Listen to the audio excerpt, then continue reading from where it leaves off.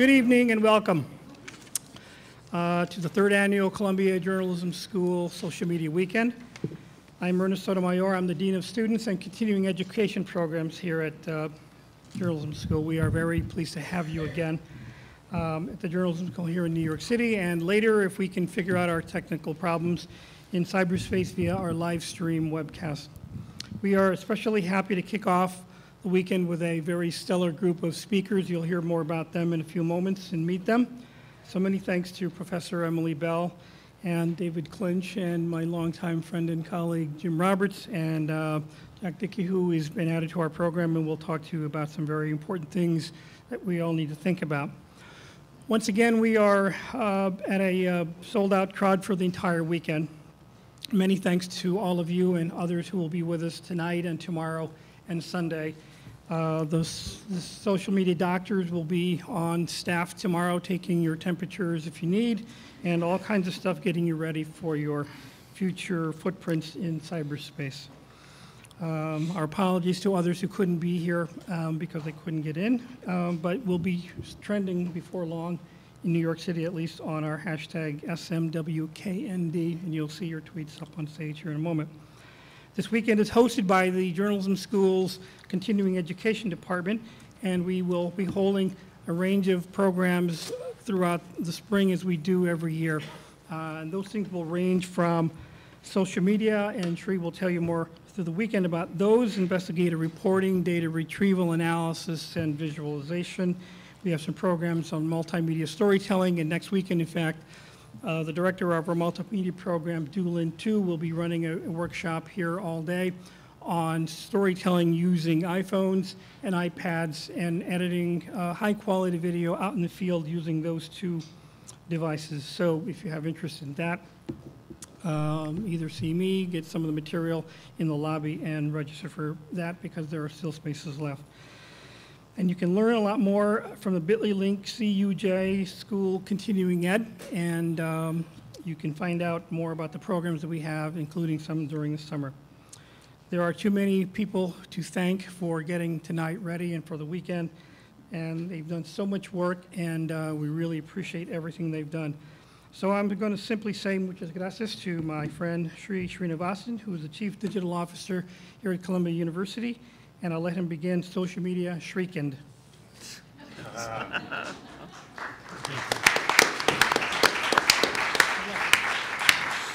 That's at ER Sotomayor, everyone. He doesn't tweet enough, so if you all followed him, he would start tweeting more. Good evening, everyone. We're just absolutely delighted to have you all with us in person, in cyberspace. And we are just excited to spend the next 3 days together of a lot of learning and a lot of fun. We really want you to network the heck out of this weekend. And the way that happens is you meet as many people as you can. You meet them online, but you meet them in person. We hope that one of the things you see from this weekend is the importance of actually convening and getting together in person. A lot of people have joked with me, why do you need social media weekend? Why does it need a building? Why do we have to gather in New York? And you'll see, I hope, why we have to do that. But this event also speaks to the convening power of Columbia Journalism School. As many of you know, this past year, after 20 years at the Journalism School, I moved to a new job at Central Administration in Low Library. And I hope some of you will come by and say hello at some point in my new role. My job is as Chief Digital Officer. I'm looking at the future of education around the country and around the world and around this campus. And I'm learning a lot, and I'd love to share it with anyone who wants to know about that part of my life. But I continue to teach here, social media, and I want to just acknowledge all the wonderful work that Ernie and his team do here at the J School. And I want to introduce you to just very quickly to some of the faculty and staff that are here in the back. I see Christine Souders. She's the Dean of Admissions. If you like what you see here, you might want to come back and get a master's degree here or a PhD. She's the one to talk to. I see Professor Betsy West is here. Betsy, where are you? Betsy, if you would just wave, we'll just tell you about Professor Betsy West has a brand new documentary that's airing on PBS called Makers, and makers.com. Please take a look. It's about the most powerful women and influential women in American history, and it airs on February February 26th. Yeah, things you don't know about the women's movement and much more. February 26th on PBS. But right now, you go to makers.com, you can see lots of cool stuff. I see Cindy Stivers is here from Columbia Journalism Review, if you'd wave. She teaches here, but she's also the new editor. No longer that new, but newish editor of Columbia Journalism Review, which is no longer in this building because it's moved downtown to new digs. I also see, of course, Professor Emily Bell, who you will meet again in a moment. Any other J-School faculty that, or staff that are here that I should acknowledge? Well, what I want to do now is just to thank the folks who've made this possible, the folks who worked so hard on behalf of all of us to make this happen, and I'm using old-fashioned paper here to do this. And I'm going to just ask each person to stand if they're here so that we can acknowledge them. Linda Bernstein, who's at Wordwhacker. Where are you, Linda? There she is. You're going to see her at Wordwhacker. We have Liz Barad Wright, who's at Travelogged over here. Karen Semensky is going to be joining us tomorrow. She's KM Semensky. Patricia Kitchen, I see in the back. Patricia is at Patricia Kitchen. And she's going to be doing she and Emily Meitner are going to do our opening session on basics of social media first thing in the morning. Incentive to get you here. Carla Zanoni, at Carla Zanoni. Are you here yet, Carla? She's still at work. Dimitra KNY. Dimitra Kisimidis is not here. Is she here yet? She's running our social media photographers, our social headshots, and you know how big a part that is of our event. And please make sure you're there on Saturday or Sunday to get that. We're also here. Eliza Cooper is sitting here in front. Eliza, if you'd stand. That's Eliza Cooper. She's at Eliza in 140. And a word about Eliza, she is my social media consultant. She runs my Street Tips Facebook page, and lots of this research and work that I do around social media is done by Eliza or with Eliza. You'll notice that she has a friend who works with her and works with us. He is on duty when he has his harness on, so we just want you to know not to disturb him when he does have that, but at some point the harness will be taken off and you can play. His real name is something else, but I'm not saying it out loud because he'll react, so we call him Bark Zuckerberg for this conference. So make sure you, if you come up and say hello to Eliza in 140 when you get a chance. At Emily Meitner is going to be also speaking and running several things here. I don't think she's here with us yet. Dorian Bencoil, who's at DBank. I also don't think he's here yet. Amy Vernon is here. At Amy Vernon, where are you, Amy? You're going to spend a lot of time with the Bacon Queen, among other things. She'll tell you all about that. And of course, there are so many other people that I could name as folks who made this possible, but we won't get into all of them. But I do want to give a big thank you to the person who just stood in the back there. She's very upset that I'm recognizing her. That's Tatiana Rivera, who did all the work, the back end, to make this happen. Please give her a round of applause. And one thing you should know, she is not on Twitter. She doesn't like it that much. And she hurt her back. She pulled her back in the last day or so, but is here and is a trooper and is, I think, delivering water to our speakers as we speak. Emily Bell ran out of water, so what did she do? She tweeted it. That's how she rolls. Can I just say, Sri, I asked first, but I got no response. So I thought if I tweeted at and you did get a response from the tweeting. I might get a so response. That's great. Thank you. Lesson there, folks. A lesson there for everybody. All right. So a couple of more quick things, and then we're going to go right to our panel. Throughout this session, throughout the weekend, we want you to leave with tips and ideas of things you may not have used before, tools you may not have used before. And this tool you've seen perhaps before, it's called Visible Tweets. And we want you to take lots of notes throughout the weekend so you can kind of check out some of this stuff. We have folks here from Seesaw, S-E-E-S-A-W. There's a new product, which is sees.aw. And I'm going to write this up there. And you'll see this is a live board of everything that's happening and all the pictures. I encourage you to take a lot of pictures, tweet them with smwknd, #smwknd, and everybody will see them. So please do that.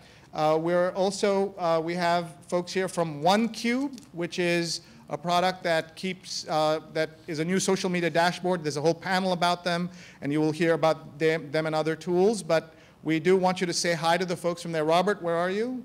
Robert and Amy are both with them, so you can say hi to them, ask them about OneCube. Is spelt with a Q. as you can see on the board and up there. Last social media weekend, one of the tools that we've showcased was hash tracking, and many of you saw how much I fell in love with it. I'd never heard of it, and then I fell in love with it. And they're back, new and bigger than ever. And Stephanie Schwab is here. Stephanie, if you'd wave, if you are curious about that, she'll talk to you about it. And so far, in just the day and a half or so they've been tracking, we're at about 438 tweets and 197 contributors. That means half of you have not tweeted yet, and plus everybody else on the outside. And so we encourage you to, of course, tweet and participate as much as you can. Anybody here who is joining us for the second time at Social Media Weekend, please raise your hand. Thank you very much. Anybody here 3 times at Social Media Weekend? Excellent. We really salute you for doing that. Ernie raised his hand because he had no choice about that. So we're going to get started with our program, and let me introduce you to our terrific panelists. The person who's going to run the show is Emily Bell, who joined us at the journalism school from The Guardian, and she's going to lead the conversation, but I'll just tell you who else is on the panel. And by the way, if you haven't seen our physical printed programs, I hope you'll look at them as well. So please do that. And next to her, on her left, is David Clinch from Storyful, and he's joining us from Atlanta, and we're very excited to have him on our panel. And first time at Social Media Weekend, but he's someone that I've learned from over the years. And then Jim Roberts, who used to be NYT Jim, and now he's NYC Jim. And I was trying to get this place to be where he breaks the news about what he's doing, but his boss announced it in an email to all her employees. So instead, we got to say that Jim Roberts is making his first public appearance as NYC Jim of Reuters. So we're excited to have you here, Jim. And then also joining our panel as a last-minute addition to the panel, but part of our conversation always planned, is Jack Dickey, who's a Columbia undergrad who helped break the biggest social media story of January, unless, of course, you count all the other big stories that have happened since then, including the Super Bowl blackout and the asteroid that almost killed us and everything else. But this is a panel about getting it fast and getting it right. Throughout the weekend, we're going to talk a lot about tools and techniques and platforms, but we wanted to start the conversation at the very high standards and level of conversation we believe that social media can have. This is about breaking news. It's about getting it right and doing it well. So there's no one better in the world to lead us in this conversation than Emily Bell. Please give her a big round of applause.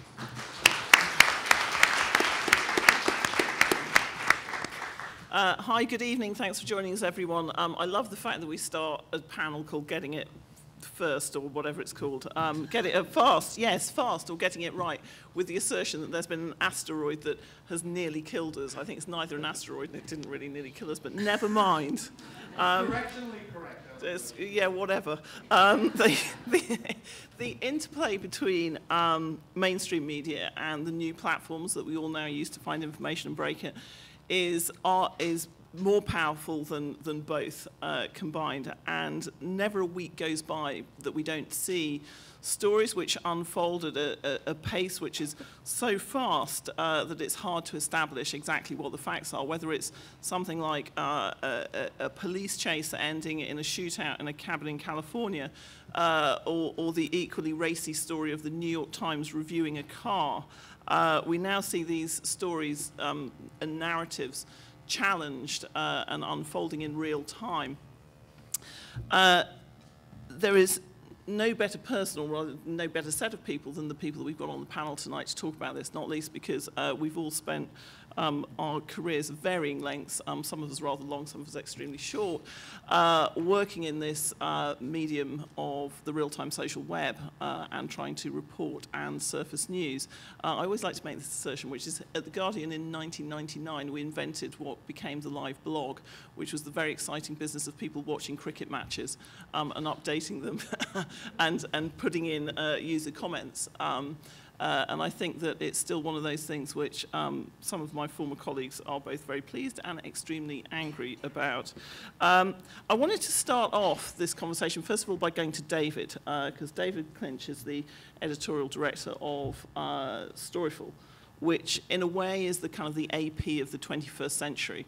How many people here use or know what Storyful is? Who knows what Storyful is? Okay, so this is good. So what I want David to do, first of all, is just to explain a little bit about what you actually do and show us a few examples of Storyful at work. Right. I will do that. Thank you, Emily, for that very generous introduction, and I'm thrilled that so many people know what Storyful is. So I will keep it brief, and I'll stand up in a second to show some examples. The first thing that you should know is that what Storyful is essentially a news agency. As you said, the AP of the 21st century. What we do, what our business model is discovery, verification, and access. A huge portion of the content that is newsworthy in any breaking news story anywhere in the world, any day of the week, is no longer traditional news content.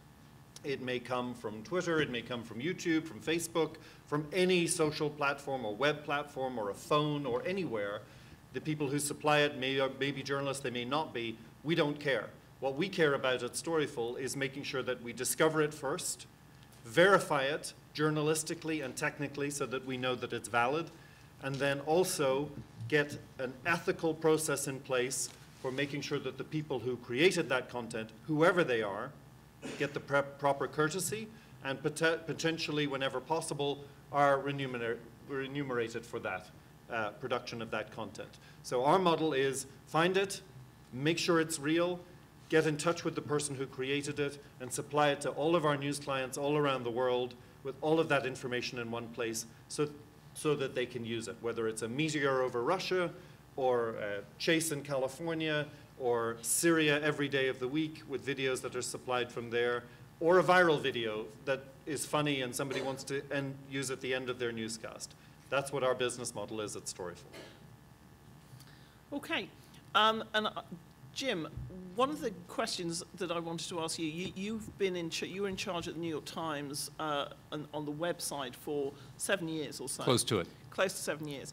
And that's more or less the kind of the time span that things went from being a bit like newspapers that you put on the internet to the real-time social web.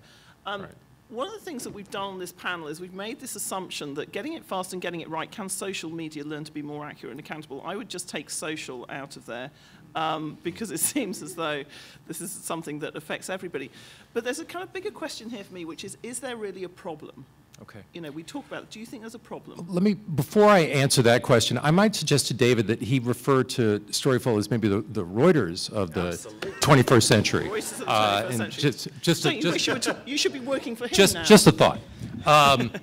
Is there a problem? Well, there's not a crisis. Let's say that, okay? And I'm not even sure there is a problem, or there's nothing that I would consider a new problem.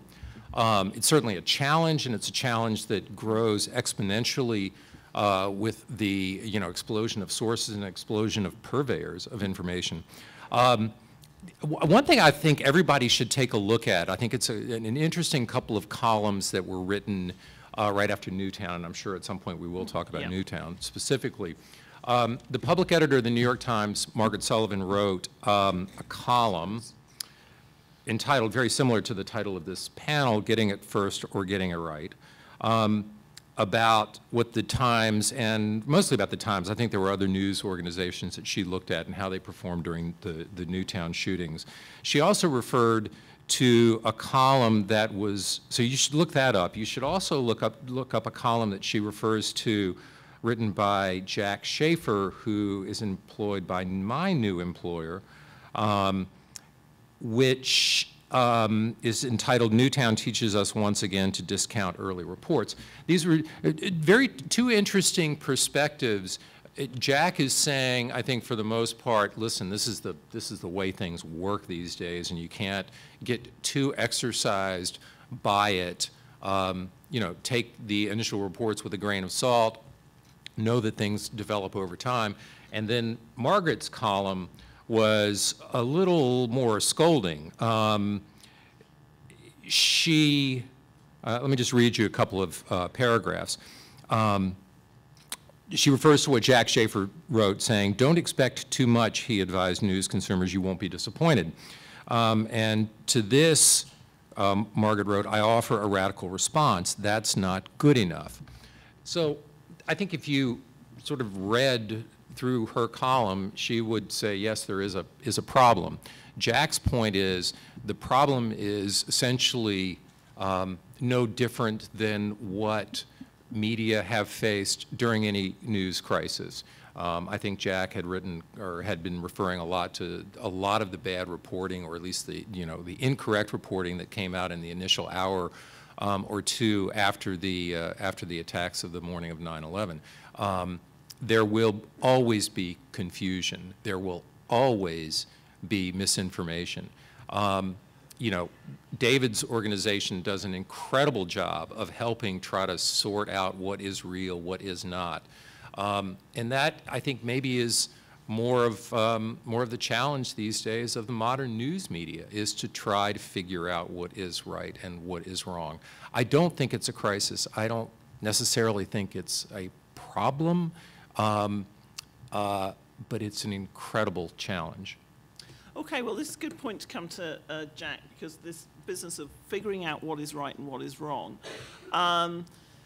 Jack, you were part of 2 reporters for Deadspin who took apart a story which had really been sort of created and promoted by mainstream media, which turned into one of the biggest stories of last year. And as I say, in my household, where I have a 15-year-old son who's basically made out of American sports now, it was the biggest story.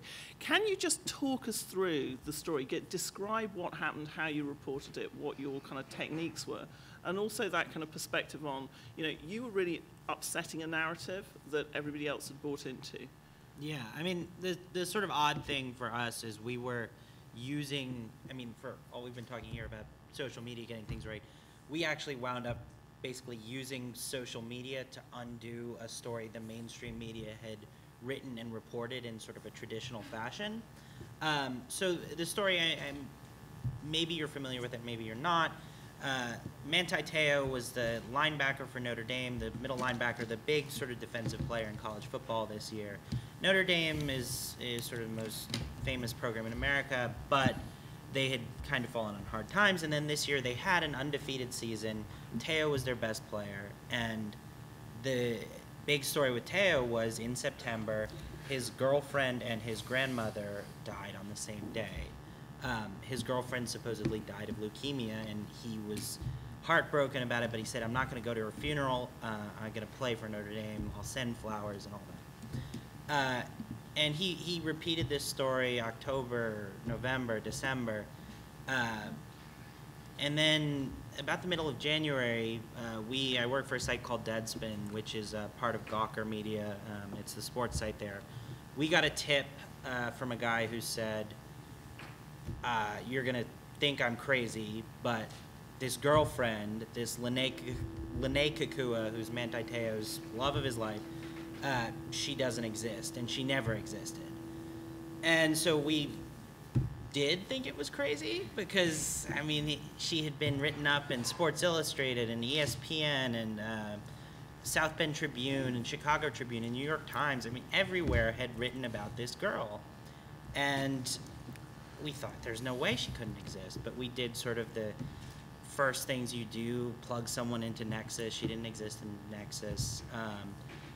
We called Stanford, couldn't really find any record of her having attended Stanford, which is where she was where she had supposedly graduated from. And then we sort of took the social media side of it, where we were digging through references to her from Manti's account or from other accounts, and we started seeing a strange handful of tweets that said, "Manti, your girlfriend doesn't exist, and I know who's behind it." And these were circulated about December, and they had been deleted, but Tim Burke's my colleague at Deadspin, we were able to find them on the various sort of retrieval platforms that exist, and I'm sure we'll talk about those later in the conference. And so then suddenly we were able to, okay, all right, so then we were suddenly able to find a name associated with the fake girlfriend, a Twitter account which had also been deleted, but we were able to tie it into this guy, Renaya Tuiasosopo, who had exchanged messages with Manti, and suddenly we were able to, we had these 3 characters now and this big hoax. And then we found the photos of this girl, Lene Kakua. We found that the photos supposedly of her, the photos that have been on CBS This Morning with Charlie Rose, those photos were of a living woman in California who went to high school with Renaya Tuiasosopo and never met Manti Teo. So we had all this, and we put together the story, and then it kind of blew up, and here we are now. Kind of, I love that. It kind of blew up. Yeah. It's like, you know, how often do you not hear that kind of Which is why modest language? I Yeah. then, an hour later, start getting calls from every news company in the world saying, who the hell is Renaya Tuiasosopo, which I've never heard of, and our system then starts pulling up videos of him singing cheesy Christian songs in Hawaii or Guam or wherever he was from. It's the worlds connect, you know, and which ends up on Reuters. You know, it's amazing that was a great story. But Jack's point is a really good one, which is, you know, that actually you did a great amount of reporting through existing information that was out there that had just been overlooked by the mainstream media because they were focusing on getting to talk to Manti in the locker room or whatever. What's the, you know, it's a different a different end of that.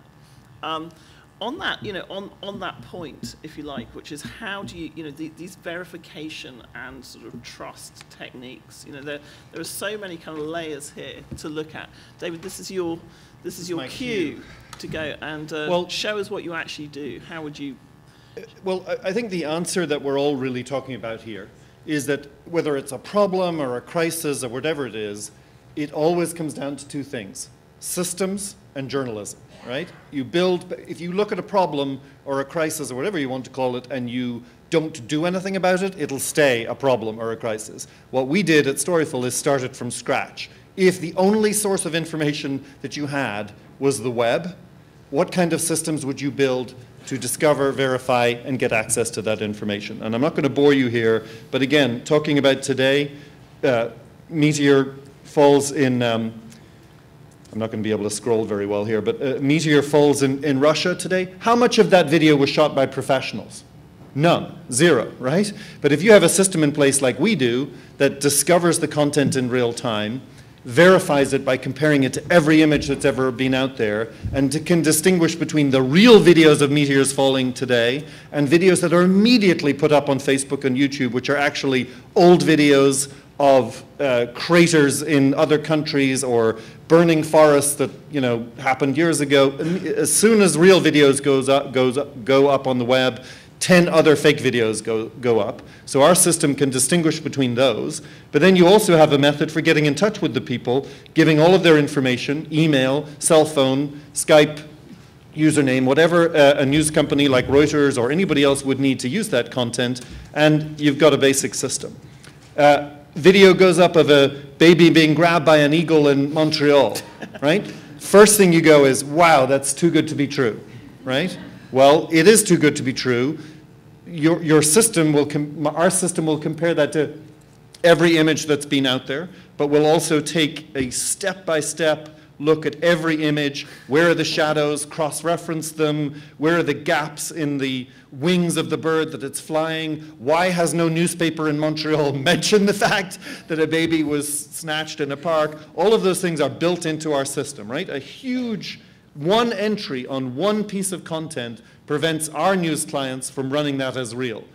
They, of course, still ran it because it's so cool and said, look at this amazing fake, but we prevented them from making themselves look stupid. In Syria, every day of the week, dramatic video of bodies being thrown over a bridge. The Syrian government says it's the opposition. The opposition says it's the government. We do, for one piece of video, an incredibly forensic look at every aspect of this. What were the tweets? What were the geolocation? What are the other videos that are related? What can we say about that bridge? Where is the bridge? And finally come to the conclusion that somebody was thrown off a bridge. It might have been Syrian soldiers, it might have been opposition, but it certainly didn't happen right now because people who are on the ground right now at that bridge say that that river is dry at this time of the year, right? So going from Jack's point about Manti Teo to any story anywhere is that if you just sit back and go, oh my God, it's on the web, there's too much information out there, I don't know how to handle all of this information, you will go nowhere. So our approach from the very beginning was to build better systems, and for every piece of technology that we built into those systems, we built layers of journalism as well. You know, if an image has been manipulated, who was it manipulated by? You know, if somebody is named as a suspect in a story, you don't just go and find a Facebook page that seems to be that person. You look at every single piece of correlated information about that person, about that Facebook page, everything that's behind it, and keep the journalism going as far as you can. So that's the way we approach it, and obviously the way that you guys did it with that story as well. But our approach, because we do nothing else but this 24/7, is to constantly build better systems. Jim, how much are newsrooms really absorbing this? Because, you know, obviously the New York Times is a pretty sophisticated newsroom. Reuters has been dealing in real-time information, you know, for as long as it's been, you know, however many thousand years it's been running now.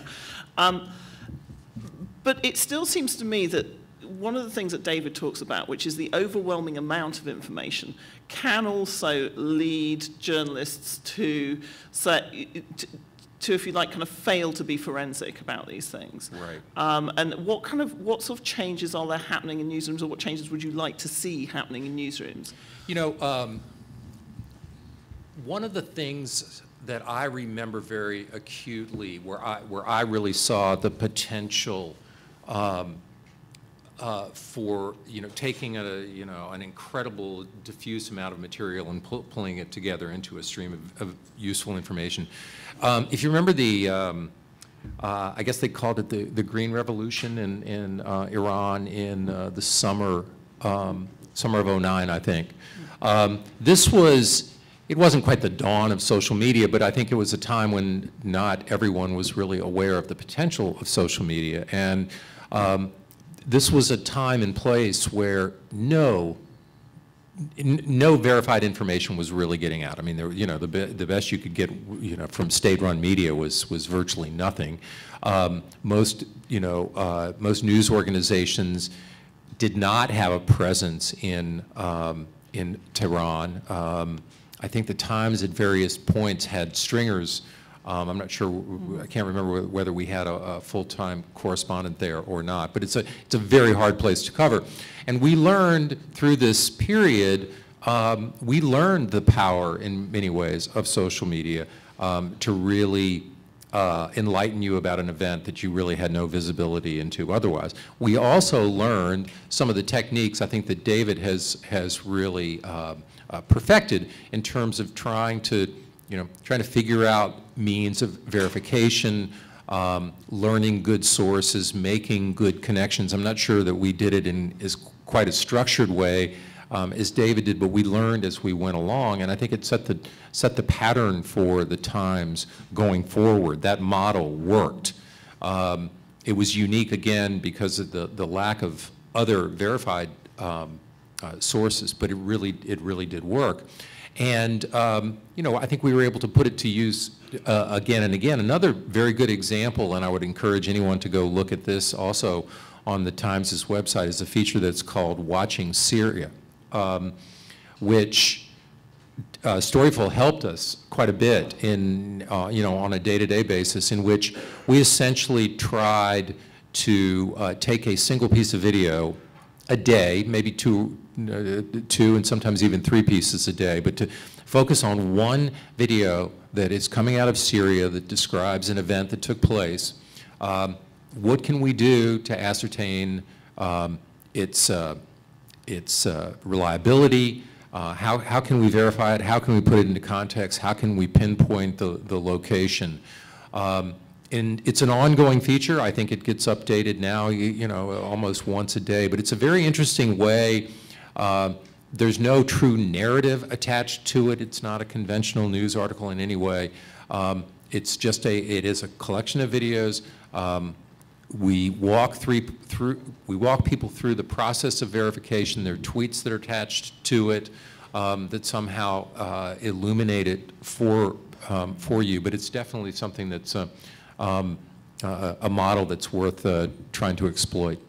Folks, can I just interrupt? I'm sorry. The live stream is now working, and I've just tweeted it. So if you are on Twitter, would you please retweet that so everyone knows that the live stream is working right now? Thank you. And we can start using really foul language in that case. Hooray. It's good news for British journalists.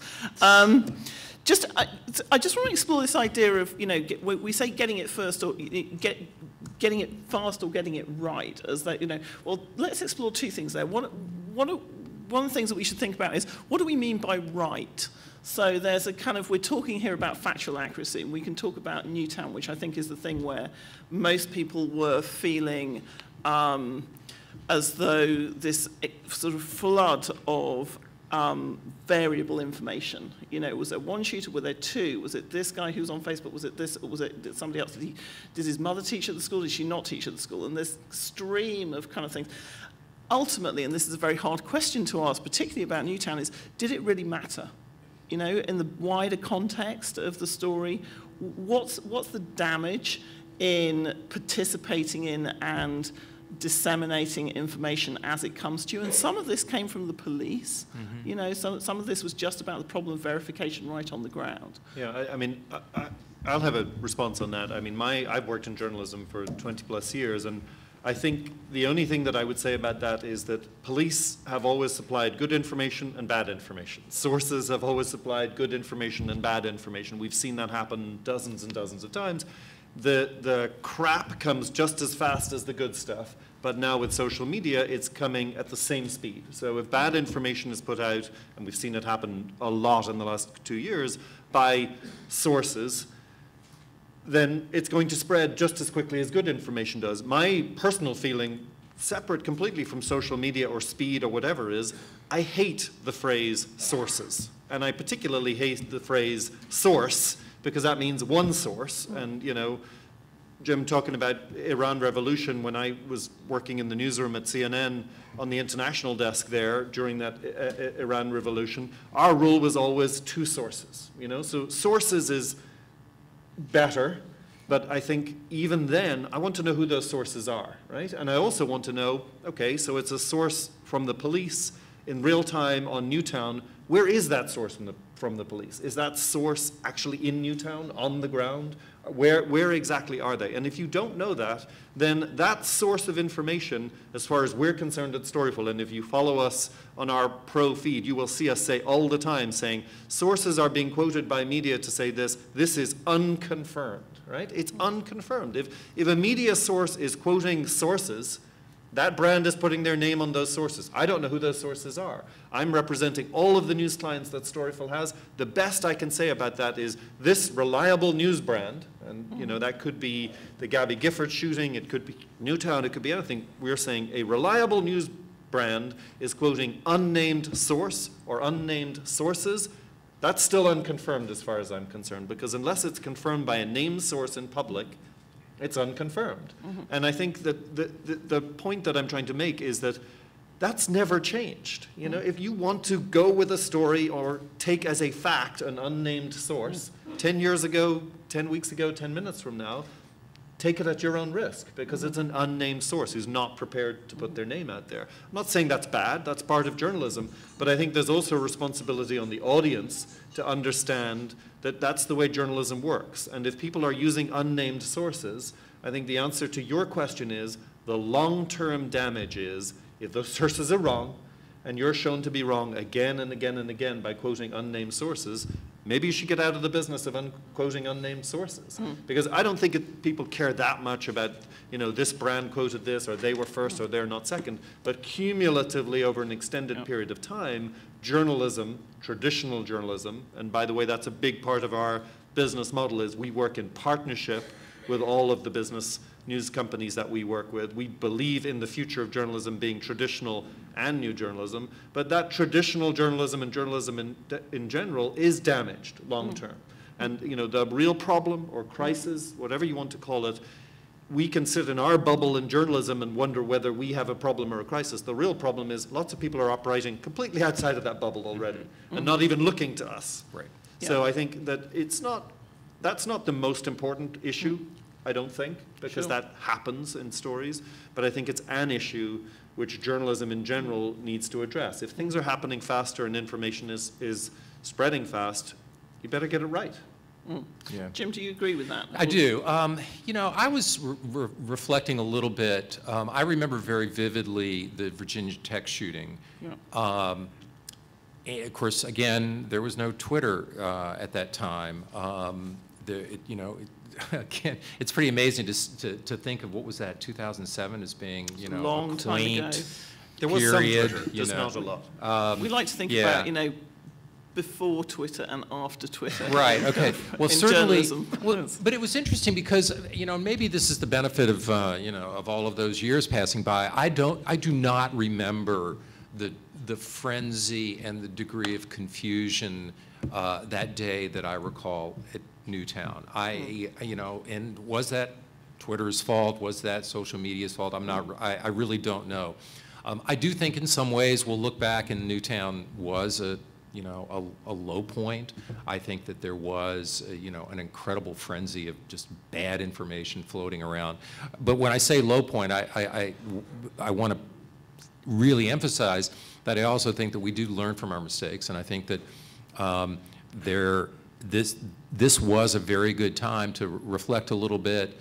You know, I think that some of the hand-wringing might have been a little exaggerated, but listen, there's nothing wrong with taking stock and asking yourselves tough questions and saying, could we do it a lot better? And I'd like to think, yeah, we can do better, and we can learn those lessons, and we can maybe think twice before we press the send button during some of these events. Well, that raises a big question, which is, we were just talking before the panel about this idea of, I've now sat in several reasonably serious gatherings of people scratching their heads about the future of journalism, where I've heard the phrase over and over again, we need to slow down. And I can see people nodding here when I say we need to slow down. That to me does not seem to be, you know, controversially, I think that that's not really an option, is it? Is that an option in your generation? Is slowing down, having your news, you know, in a week's time when it's been digested by somebody stroking their grey beard in an ivory tower? No. Sorry, I'm biased, but what do you Yes, think Stephen. about that? Well, no, I mean, I can talk about, like, we're getting redesigned for, like, the millionth time at Deadspin. And the latest redesign is basically Tumblr. And our boss, Nick Denton, who's, you know, sort of a imperious, is that the right word? Well, if he's your boss, I would say genius. But And, nice go. Clearly genius, but Yeah. and so Yeah. his thing now is he wants us basically to throw something up and then do our reporting in the post while it's live.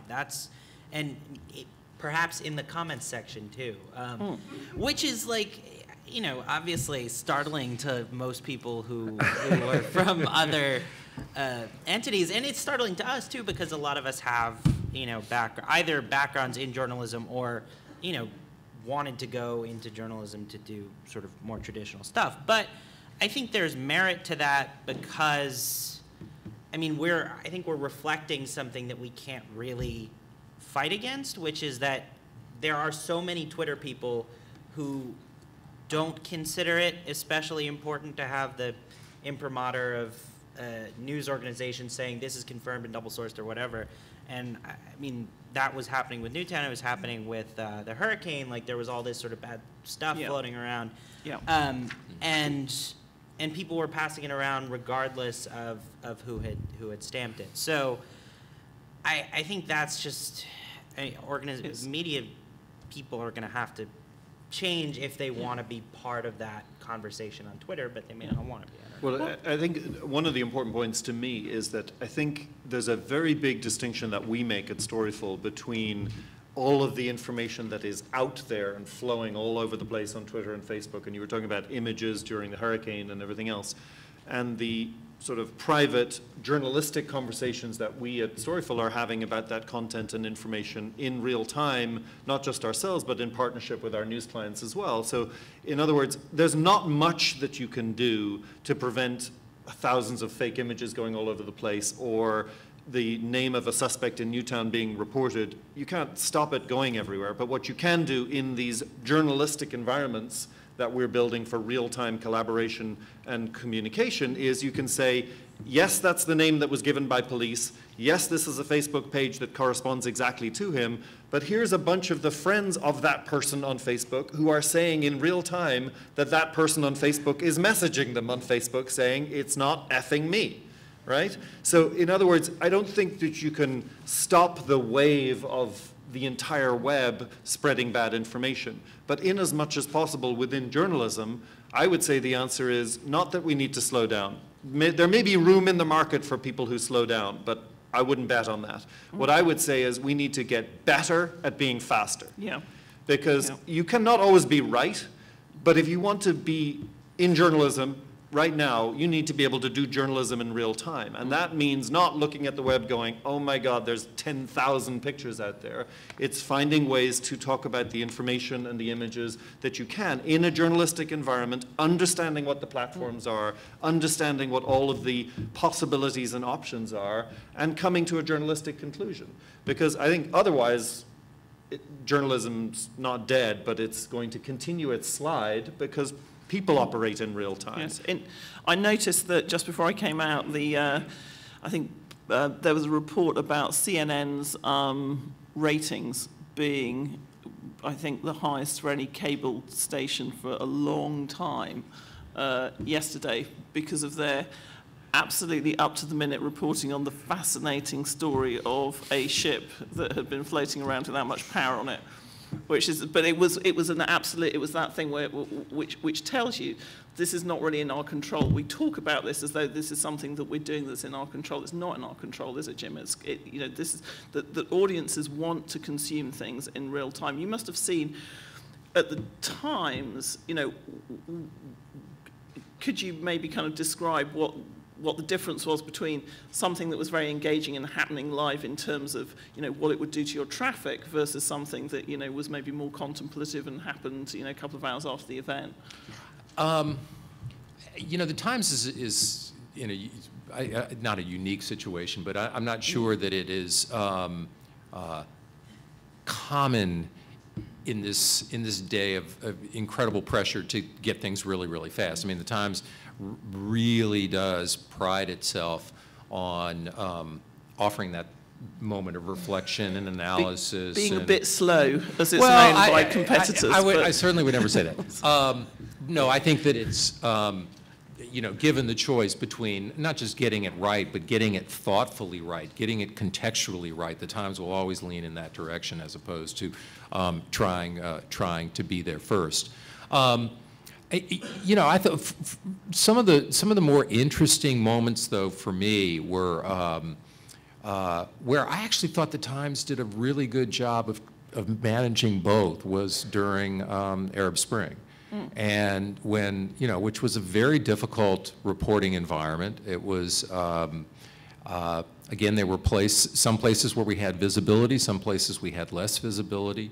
But true, that was information moving in real time, people wanting to consume it in real time and feeling that pressure to report it out in real time. And it was a very interesting period for the Times for many of the reporters because I felt there was a certain coming of age during that. There were a number of the mainline reporters who were involved in the Times' coverage of Arab Spring, at least when it started, were not active in social media, were not on Twitter.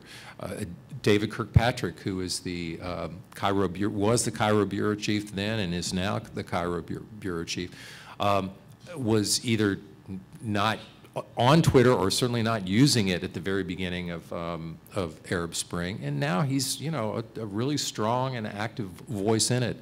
So I think that over time the news organization got a lot better and sort of got its it felt its footing a little bit more, but again, given the choice of rushing out there and doing something really, really fast for the sake of being fast versus thinking about it a little bit more, that the Times may have had a luxury that, say, CNN or some of the other cable networks do not have.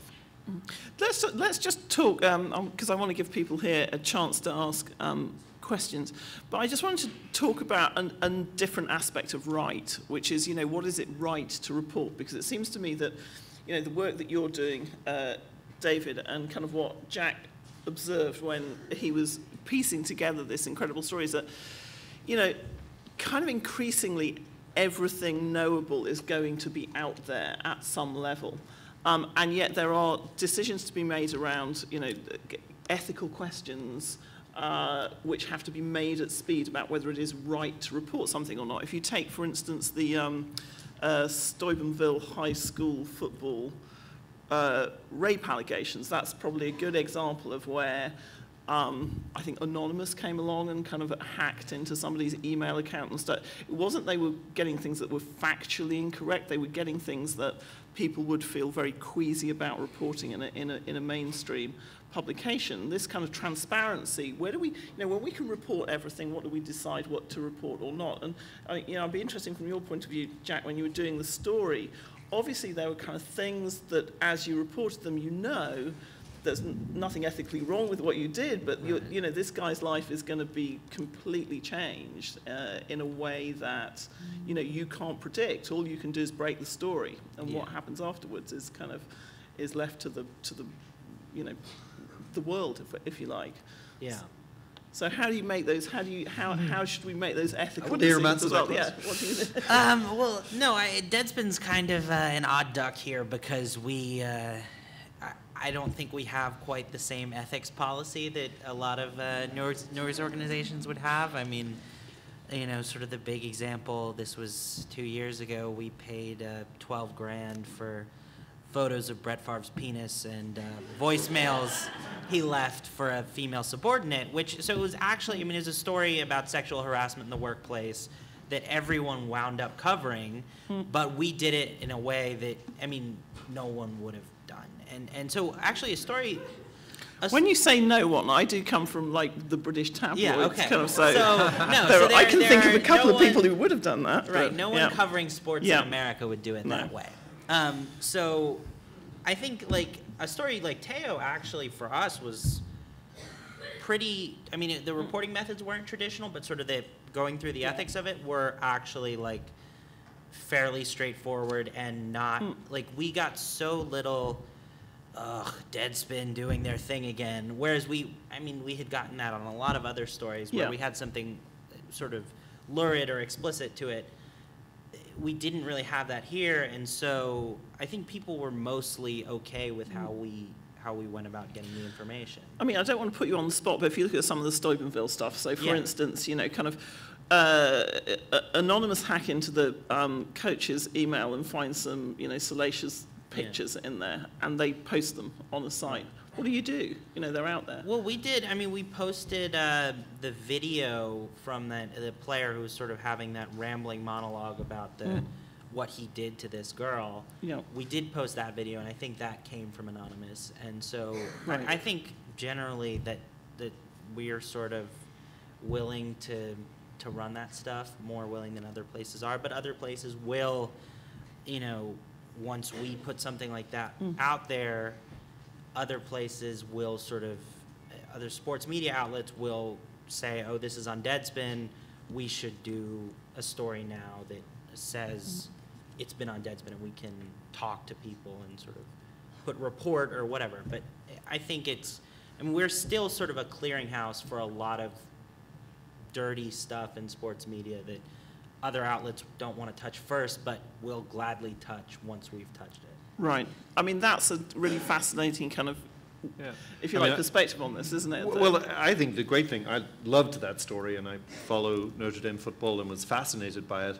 And I think the great thing about what you guys did is it was a great story, but there was still an awful lot of meat on that bone. There was a lot of journalism that could still be done and has still been done since then. So I think the good thing about that was that it got you as far as you needed to know that there was something really big there. But there was still an awful lot of traditional journalism, which ESPN and others were able to then go forward on. And I think from our point of view at Storyful, when stories like that happen where it's sort of one piece of content, which could be that story, or it could be the you know, the Muhammad movies that are on YouTube, or it could be the 47% comment or something like that. Is like one piece of content, it's out there, somebody's written a story on it.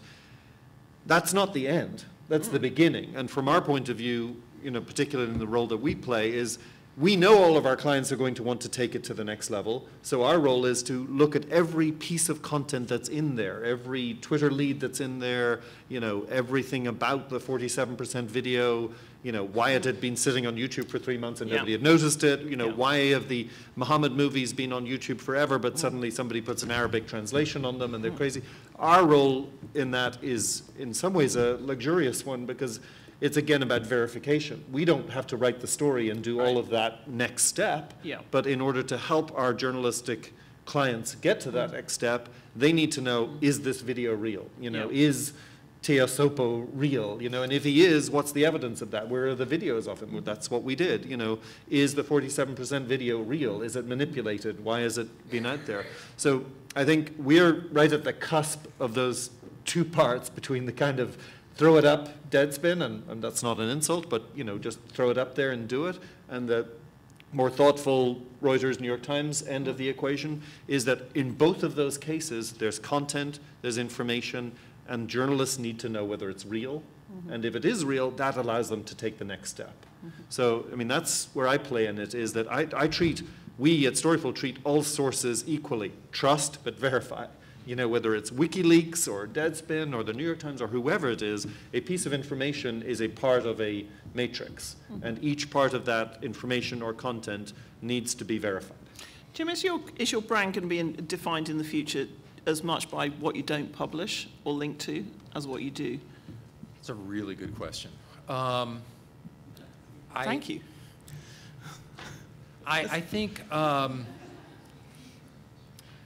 yeah, I think that those of us who are in what you would consider, if not mainstream media, or maybe the more traditional, you know, big brand news organizations, I do think it makes sense that becomes a little bit, you know, our role of deciding, okay, this is a story that's worth following, or this is one we can safely ignore. But I think, you know, in many cases, the answer is going to be, well, we're going to follow this. We're going to try to figure it out. And I think these two examples of Manti Te'o and the 47% video were, I mean, they were interesting because, you know, here were two news organizations that are, you know, you wouldn't consider part of the mainstream media. You've got Mother Jones and you've got Deadspin. A lot of, you know, I think a lot of readers may not have heard of either one of them, with all due respect, you know, before these stories come out, yet they're doing real journalism, they're putting stories on the map. I think that's a really cool thing when it happens. But I think in general, you know, the expectation is you're not gonna ignore this stuff. You're gonna pay attention to it.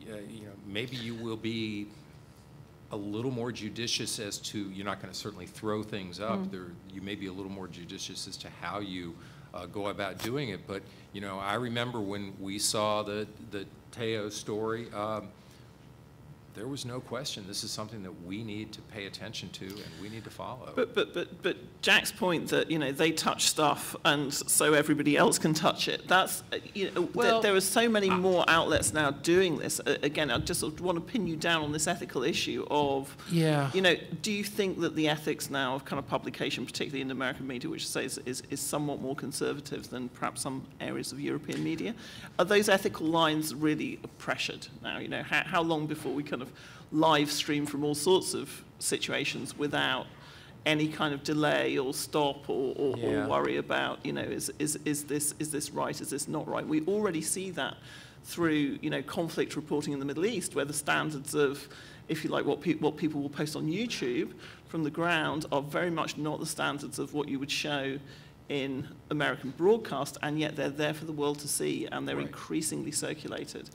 So, you know, do really organizations have to rethink? Well, I think that they have to think. I don't think that, at least certainly speaking for the, you know, for the New York Times, actually I can't speak for the New York Times, but from that point of view. You can say anything you like about the New York Times now. Yeah, I love it. There's plenty I like it. No, but I think that,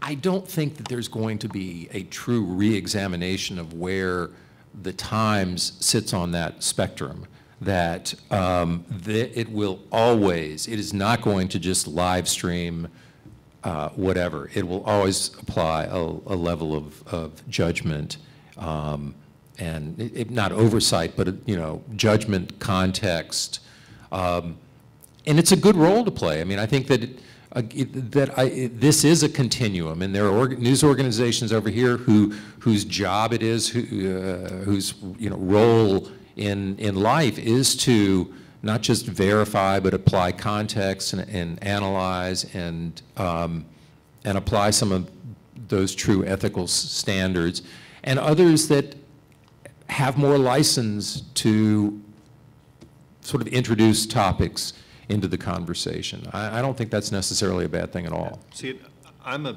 bit of a Nazi about this, and I always have been, and that is that no matter how fast the information comes, it either is verified or it isn't. And I don't think the "it's out there" is an excuse for just reporting something. Right. What our business and what Jim is talking about as well is you need to get to the point of deciding whether to report something faster by having better tools and better systems, but that doesn't mean you just report it because it's out there. There's definitely pressure on traditional journalistic organizations to make those decisions faster, but you still have to make them with exactly the same criteria as they've always been made. Are they reliable sources? Do we as an organization have enough faith in those sources and in the information to report it? And I would always err on the side of not reporting something until you have that faith. But that doesn't mean you shouldn't be examining it in real time. But it also doesn't mean that when you do decide to report it, or even if you don't decide to report it, that changes the fundamental aspect of what Jim is talking about with the Times or Reuters or anybody else, which is that's only the beginning. Just reporting it, saying something is happening, is the starting point. I mean, even as you described it yesterday, CNN's coverage of the cruise ship. You can say what you want about 24/7 coverage of that, but there were some interesting stories there. So I think that the point I always make is that there's no point in being a snob in journalism and saying, that story isn't something we're ever going to touch. Well, maybe it is. Maybe there's an interesting story there, and you should look at it, and if there is an interesting story, you should report it. And deciding whether or not to report something shouldn't be the beginning and end of the story. Once you've decided to report it, maybe that's when you slow down and go, okay, we've reported it, it's a fact, we've put a bulletin out, but that doesn't mean we have to have a 20-page paragraph, 20-paragraph story on the website within an hour. Let's take our time and find a really interesting thing that will add value to the story. Yeah, I mean, I think the one thing, I don't want to give the impression that we sort of throw stuff up just because it's out there. Just because you said it. No, I think like one of the stories that was in sports recently was Carmelo Anthony supposedly was told by Kevin Garnett of the Boston Celtics that his wife tasted like Honey Nut Cheerios. And which is totally ridiculous. And almost, the thing about it is it almost assuredly did not happen. The guy who reported it first was this guy who's a Twitter person named Incarcerated Bob, who's just... There's a clue there, isn't there? So, how and you should then treat this info. another site that's like sort of notoriously unreliable picked his thing up, and then sort of other sports blogs, not us, picked it up. And then it wound up on the cover of the Daily News, Honey Nut Cheerios, and the site that had picked up Incarcerated Bob had already deleted their post because they knew it wasn't real. So I think what Gawker would like us to do is to do something like, people are saying this happened, here's kind of the explanation of why it probably didn't happen. But, I mean, we're not, we would be able to do a post, unlike the New York Times, where we can say probably didn't happen, where other places, if they can't figure out the definite yes or no, wouldn't touch it. See, we just handle that in our daily hashtag daily debunk that we do. We don't do it every day, but when we see something that is just absolutely egregiously wrong, as a public service, we just do hashtag daily debunk and put whatever little thing it out there is and just say, just stay away from this. So even outside of our news business, it's sometimes just necessary to jump in there and say, stay away. Well, again, as you say, kind of actually sort of reporting kind of the meta story is now, Margaret Sullivan, who we at the New York Times, that just watching the Tesla case this week, where even when you had Elon Musk's statistical analysis, he didn't actually publish all of the data from the car, he published selective data. Even when that went up in what appeared to be a very kind of, devastating blog post for John Broder, it's not at all the case. You're seeing a sliver of the data and something that... A friend of mine, Stacy Kramer, tweeted yesterday at one point, just because it's data doesn't necessarily mean it's truth. Not that it's not true, but that it's not truth, which I thought was a very interesting point. You know, her making the case that, okay, this is the data, it needs to be put into context. There are other aspects that are probably not there, and in that regard, that post was not... There's also other data that's not there. Right, so exactly. This was not as damning as many people had. I'm going to stay out of this. I want to invite people to come up and ask questions. I'd love you to be able to sit down and ask questions, but I have a feeling that Sri's going to make you go to the mic because... We're going to bring the mic to you, though. Okay, bring the mic to questions here. Can you just kind of briefly say who you are? Yeah, sure. We're just going to start right here. Well, but we have two others down here, but you can start where you like. But just want to point out to everybody, we're trending the earliest we've ever trended on Twitter, smwknd, so please take a look. Right. Oh, we haven't thanked Poland Spring for the sponsorship as well, by the way. It's the foul language and the Poland Spring that's doing it. And the Socrative room number is now on the board, so if you've downloaded the app or go to the website of Socrative, you can enter that room number, 82463, and we'll trend quicker if we get more questions, Sri. Hi, I'm Adam Cankerin. I just wanted to follow up a little bit on the idea of checkbook journalism and you know, paying your sources. And it seems like as you get more and more outlets with varying ethical codes, I guess I'm just curious whether you think that the attitude toward paying sources is going to change, especially when you have sites like Deadspin that are not only paying sources, but paying sources and breaking true, correct stories, big stories. It's kind of an interesting question as well, Jack, because I have a feeling that Brett Favre's penis would have ended up on the internet sooner or later anyway these days. I mean, what do you know? I don't know. I mean, it was a bonanza for us then, but no. I mean, the thing is, I guess this is another. I mean, because that was our biggest story until Teo, and we were glad to knock it off with Teo, so to speak. Yeah. We're not really in the habit of paying for too many things. Like we joke whenever someone will offer us, we'll dip into, what do we call it, the scuzz bag. And so we'll offer people like $17.40. And everyone will say no, like not worth it. And so we wound up paying for like maybe 3 or 4 things in the history of the site. But what it allows you to do, I think, is just that there are people who wouldn't come forward. I mean, especially in sports, because there's very rarely a story in sports that's like institutional corruption in an institution the public actually has like a legitimate right to care about. Like if there's a fraud going on in the front office of the New York Mets or something, public really doesn't have as strong a right to know about that as what's going on in the federal government. So people, we may need to sort of induce people to come forward, and that's what just like having the option of paying has done for us. We don't pay, we certainly don't pay by the inch at Storyful for content or anything else, but there is an interesting. I'm not getting into this. There is an interesting twist on that, which is not necessarily the question you asked, but it's an interesting thing. We at Storyful discover content really early, which is then used by, and I'm talking primarily about videos, that ends up being used by every news organization in the world sometimes. We find these viral videos, for instance, which are, again, not being a snob in journalism and wanting to make money as a business. There is a business in us discovering and getting access to these viral videos. But one of the things that we discovered in our discussions with our friends at YouTube was that in many cases, these people who put these videos up never got any money or recognition, and somebody ripped off their video and it was being used all over the place. And even today with Russia, I was giving CNN and some others a hard time about sourcing things on air as amateur video / YouTube, as if the slash somehow legitimized either side of that slash. Amateur video or YouTube, whose amateur video, who provided that content, what's their name? In every single case that belongs to someone. And in the case of sometimes news video, but certainly with these viral videos, those people can actually make money on YouTube as well if they properly manage it. And we work with some of those viral video people right now so that if their video gets shown on every newscast around the world, the news organizations don't want to pay for it, and they don't really have to pay for it.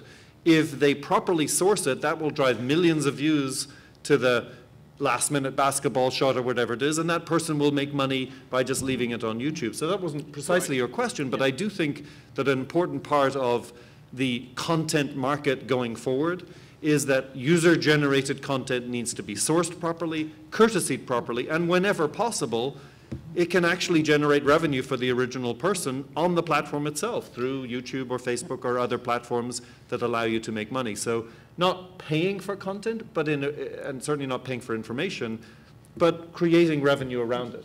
You're not responsible for the Harlem Shake, are you, David? Well, checking. I will say that we did help propel that to its global status. Oh, okay. I wish, but actually that's an interesting point, because the Harlem Shake, for instance, you will Which notice... is not a news story, except now it is. Well, but it's an interesting point, because the interesting thing to me about that is that you can make the best Harlem Shake video in the world, put it up on YouTube, and it'll get millions of views, and you will make next to no money. The person that will make the money is the music company that up until a few weeks ago had a tiny, minuscule non-hit on its hands, and now, a la Psy and all of these others, it doesn't matter how many scrapes and copies of that, the people that are making money are the music companies. So there's an interesting debate going on about whether some of the people who create viral videos that have music in them should get a share of that revenue. Sorry. I can't help but think that a panel like this more or less took place when we first got 24-hour cable news, when we first got just TV news, when we first got radio. I don't know, maybe when the printing press, was, maybe Gutenberg had this conversation. So I just sort of feel like I was a journalist for 20 years. I mean, this is the same conversation that's been had over and over and over again. And I just sort of wonder, in 3 years, we'll be looking back at this conversation saying, well, duh. Or even 3 minutes. It's, yeah, though I mean, I'm not going to start heckling the audience. That's always a bad strategy. It's a very good point, which is, and, plus the change is sort of slightly what David said at the beginning of this. There does seem to me to be something that's different now about the volume of not just sources, but speed of projection. And something we haven't really got into here, partly because it's not in my brief, but is just how stories change now simply by being out there in an environment where so many people are consuming and commenting and sharing them very quickly. I remember the same conversations when CNN first came about. I can speak to that. I think that's exactly right. I think that they are, but it's the amplification, the speed of it now is kind of interesting. A bit, she says, selling the panel. And I can speak to that. I can speak to that directly. I've only ever made 2 decisions in my life, certainly in my professional life. One was when I was working. That's one more than most men. Yeah. Sorry, I didn't mean to say that. My wife made the other decision for me, but the 2 decisions I made, I was in the newsroom at ITN in London in 1991, and the first Gulf War was happening, and my boss at the time, or our boss at ITN, was running around like a headless chicken going, CNN's live from Baghdad, CNN's live from Baghdad. And I knew in that minute that I wanted to go and work for CNN. And 9 months later and 1 fiancé visa later, I was here working for CNN. And for 20 years, I never made another decision. I just kept going up in CNN. And when the Iran Revolution happened and when Haiti happened, that was when I decided to leave. Loved working at CNN, love everybody there, but I decided to leave because I saw exactly what you're saying, which is you know, this doesn't happen all the time, but a radical change is happening in journalism right now. I don't know exactly where it's going, and my partner Mark, who founded Storyful, felt exactly the same thing. We don't know exactly where it's going, but at our age and our stage in our life, you get very few chances to make that decision and change and learn all of those new tricks. And we did that because of exactly that what you're saying is this has happened all the time. Printing press, 24-hour news, whatever the radical change is, that changes the business model. Sure. So the question I wanted to ask was, Jack, when you described the process of breaking that story, it didn't really sound very different than the process of almost any kind of traditional journalism. You need a source of somebody whispering a tip in your ear. You then, you didn't say how long it took you from the time that you first heard that tip to the time that you ended up putting it on the web. 5 days. So that's not fast by the kind of scale that everyone's, I mean, that's fairly appropriate. It was faster than ESPN, though. Yeah. Yes. Who had the same and story. Sports Illustrated. The other piece of this I was thinking is it reminded me of when Matt Drudge broke the Monica Lewinsky stuff. I mean, I think traditionally a lot of news gets broken from weirdo, off-base, crazy places. No offense, Jack. No, but I mean, even you might go into like the Library Science Journal of Librarians, and there might be some little tidbit about some kind of a thing that would then end up being a national story that most traditional journalists, mainstream journalists, wouldn't really be reading, and a lot of stories have come that way. So it seems like, I mean, the question is, what is distinctive about social media from the traditional way that it seems like journalism has found and vetted stories up until now? I mean, that's, you know, that's again, we said at the beginning, is there a problem? How does it change? You know, but you've just said, David, there is a significant step change. Yeah, I mean, I would say that the significant step change is that it's not just about the fact that there are more sources. I mean, if you just concentrate on the problem, it's volume.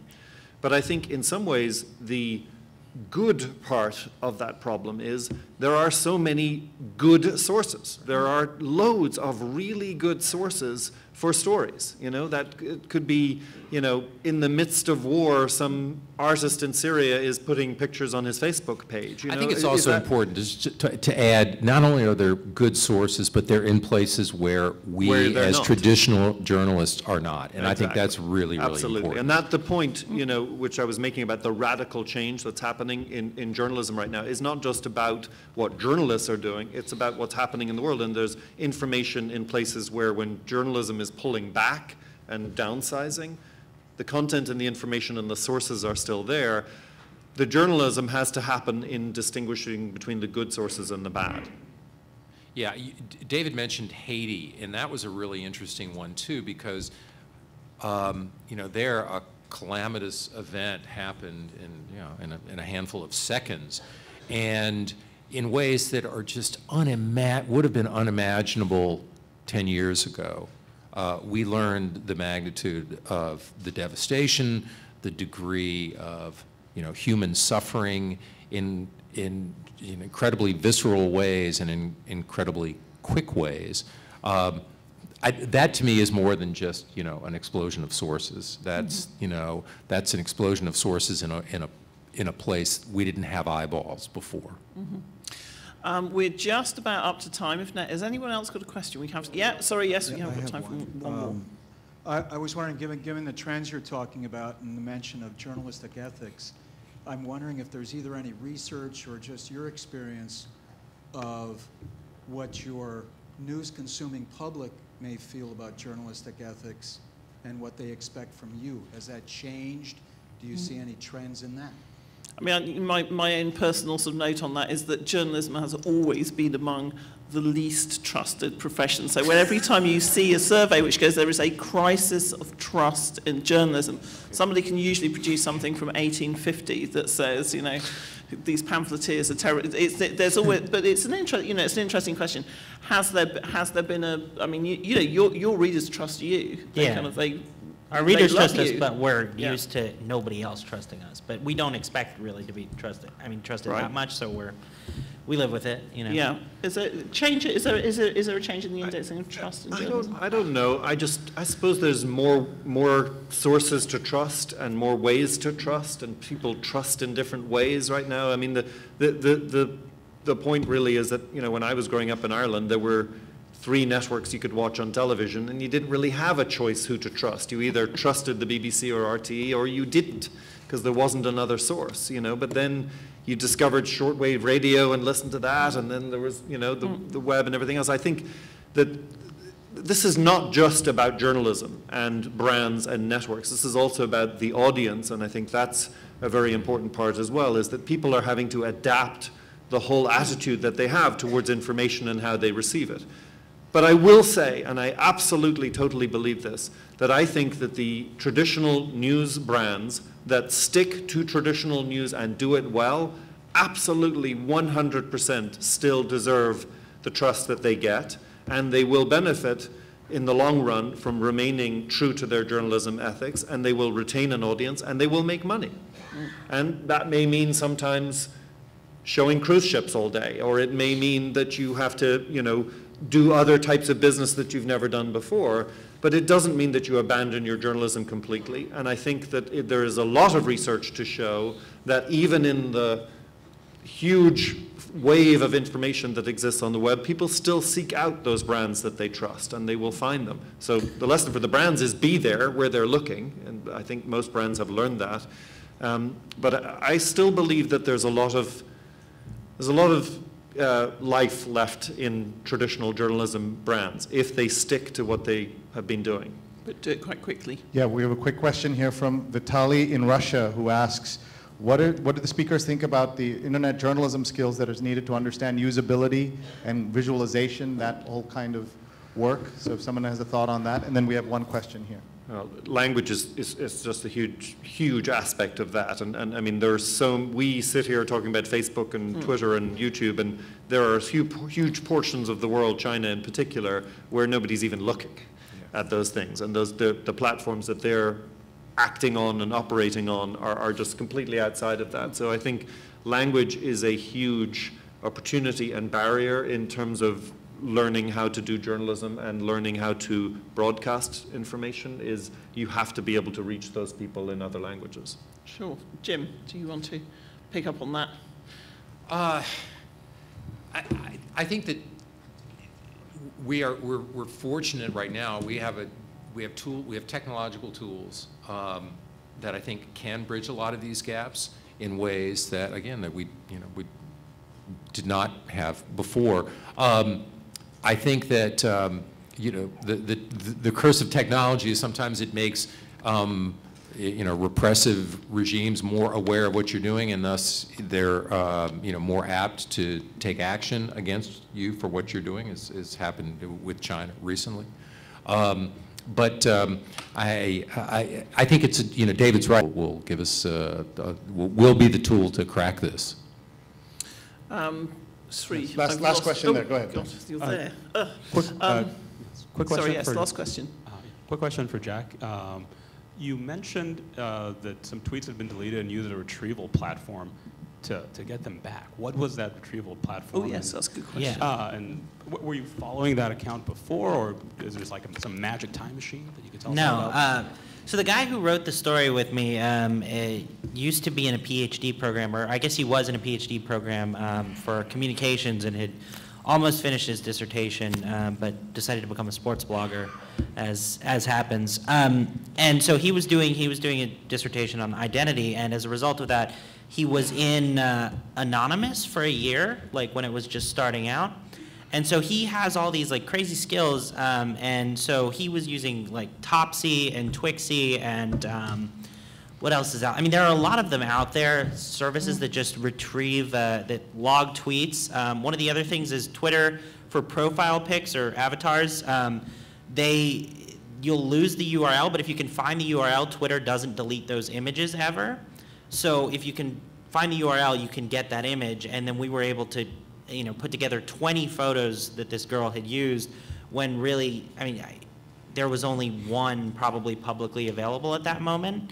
And then actually, as we were doing the story, and this was something I didn't know about, but there are marketing firms or marketing technologies that watch everyone's tweets. And so people were just like emailing us and saying like, hey, I know these accounts don't exist anymore, but here's everything that this account ever tweeted.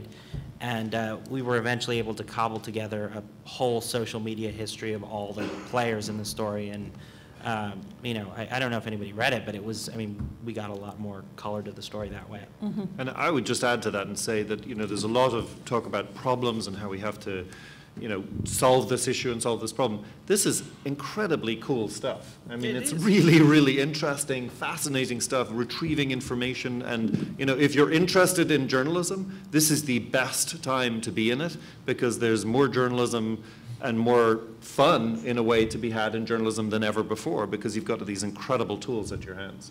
That sounds like one of my addresses to the students when they're looking a little worried about their futures. That was a really, I could honestly stay and talk about this all night, but Jack, being young and interesting, has plans, and I have to limp off the up the road to shout at the children. But I wanted to thank the panelists, because I think that was just such a tremendous conversation. Thank you. Thank you very much, Emily Bell, for doing such a great job. We're just getting the reception ready for all of you. We know you're hungry and would like to drink something. A couple of quick notes. One, Snapbird is what I use, snapbird.org, to go back and retrieve items. If you go to my Sri-Teps page that Eliza and I run on Facebook, we posted today 10 tweets I found from David Carr last year and made it into content. I tweeted it this afternoon. Next item I want to show you is that we have the Socrative quiz running, kind of survey. So if you go into socrative.com or the app, you don't need an app, but if you have a computer, you can take this quiz and we'll get a sense of the room a little later. Also wanted to show you here, something about Jim I just wanted to say. He doesn't know this, but one of the ways you know someone's a great tweeter is if Twitter keeps recommending his stuff all day long. And this, I went into my email history, Gmail history, and looked at all these times that Twitter has recommended him to me as something to look. And just look at the first one, Jack Dorsey. You all know he created Twitter, Jim Roberts. Then it says Jim Roberts and Ed O'Keefe, Jim Roberts and Karen Motley, Jim Roberts and Nisha Chittal, Jim Roberts and Krupali, Jim McMillan and Jim Roberts. Look at that. It's just Pete Cashmore, who founded Mashable, and Jim Roberts. Lance Ulanoff, and it's the New York Times. It's an amazing list, and just gives you a sense of one of the things we're going to emphasize in the workshop starting tomorrow is be useful, be interesting, participate. And Jim, you've never seen this before. Wow, no, I have not seen this. This is cool. And this is, I tweeted it just now, so if you're looking for this or want to learn more about it, you can see this there, and it's pretty amazing. And this is what Twitter itself thinks of Jim, and some of you might be in among those other people on there. So I thought that is important for you to know. A couple of other notes. We heard about the history of CNN. There are companies trying to do to CNN what CNN did to the networks. And Eason Jordan, who helped run CNN for many years, is running something called Now This News. And he's going to be here on workshops and panels this weekend, so look for him. We also want to remind you that we have a lot of courses on social media. In March, April, and May, 4 nights over March, April, and May, Liz Barad-Wright and Linda Bernstein and I are teaching an in-depth 2-month class over 4 nights and online. I hope you will consider that. The information's in here. And then we're doing our social media one-night stand on May 16th, which is advanced social media, and we hope you'll come to that. So it just gives you a sense of the stuff we're doing. Please look through this stuff. And then finally, want to remind you to look through the schedule. We start tomorrow morning bright and early, 8 o'clock registration and networking. You can grab your own breakfast at Brad's. They offer 10% discount with our badges. And then brushing up on Twitter, Facebook, and LinkedIn basics with Emily and Patricia. And then the keynote, What's New at Twitter. And you can see the rest of the day. And we end with dual presentations about Facebook. And so you're going to learn a lot of stuff. I hope you will stay the whole day if you're coming tomorrow. And then Sunday as well. All the while, we have these great social media doctors. If you're speaking, would you please stand for if you're speaking or being a doctor at the convention, please stand up so we know who you are and we can say hi to you at the at the reception and say hello. Give them a hand, folks. If you're a doctor, thank you for volunteering. We really appreciate it. And the last thing I'm going to say before we break for the panel reception is, if you remember during Sandy, there were so many false tweets about the flooding that was going on at the New York Stock Exchange and that the governor had to be saved. Do you remember that? All those tweets started with a guy whose Twitter handle was @comfortablysmug. Why would you trust anyone called comfortably smug? And thousands of journalists and others did. So that's a good lesson. Thank you very much, and thank you to our panel once again, everybody. Keep tweeting. The reception's down the hall. Thank you, David. Can we get a group photo? Keep in touch. Or, Should we hold a Poland I may Spring? try before you.